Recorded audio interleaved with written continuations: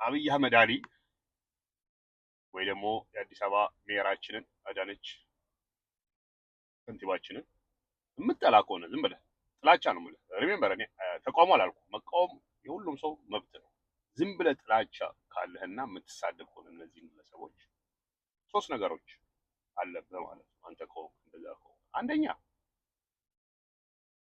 ከሀገርህ ተሰደህ አታውቅም። ሌላ ሀገር ሄደህ አይተህ አታውቅም። ኢቭን አፍሪካ ሀገር ኮንጎ፣ ሳውዝ አፍሪካ፣ ኬንያ አይተህ አታውቅም። አንደኛ ምን እንደሚመስል የሰው ሀገር ማለት ነው።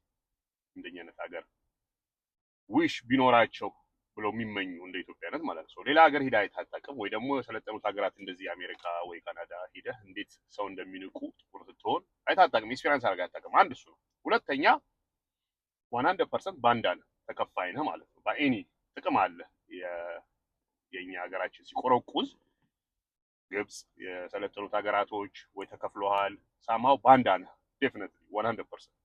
ሶስተኛው መሀይም ነህ፣ ማንበብ አትፈልግም፣ ስለ ሂስትሪ አታውቅም፣ የቀኝ እጅ ተዘዋዋሪ ኒው አዲሱ ቀኝ እጅ ምን እንደመሰለ አታውቅም፣ የኢትዮጵያን ታሪካዊ ጠላቶች የአፍሪካን ታሪካዊ ጠላቶች ሂስትሪ አታውቅም። ከሶስቱ አታልፍም። አንደኛው ምረጥ። ጥላቻ ካለብህ አጌን ተቃዋሚ አላልኩም። ሰላማዊ መቃወም ጥሩ ነው። መድረኩም ክፍት ነው። በሰላም መተህ እኔ የተሻለ እሰራለሁ ወይ ደግሞ ይሄ የማውቀው ፓርቲ ከእናንተ ከአዲሱ የተሻለ ይሰራል ብለህ በሰላም ሜቢ እኛም እንደግፍ ይሆናል።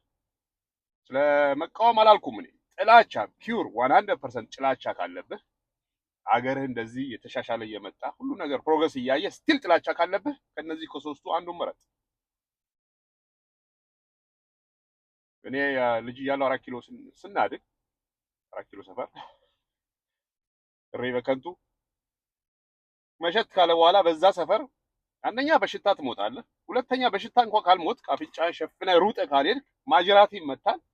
እንደዚህ አይነት ሲቹዌሽን በየቦታው ፒያሳም ዩኔምት ካሳንቺስ የሚገማ አስቀያሚ ሰፈር እንደዚህ የተቀየረ እያየ ነው አይናችን።